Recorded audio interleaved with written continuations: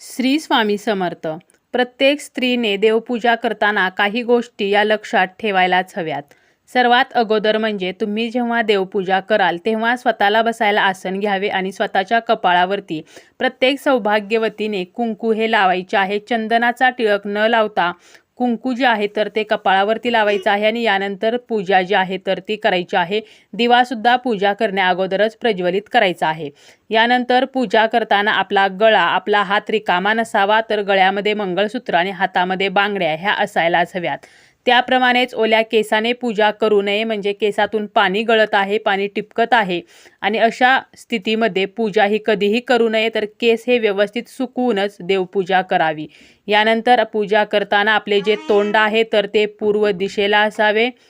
त्याप्रमाणेच पूजा करताना मनामध्ये कोणत्याही नकारात्मक गोष्टी, नकारात्मक विचार नसावेत, पूर्ण सकारात्मकता हवी.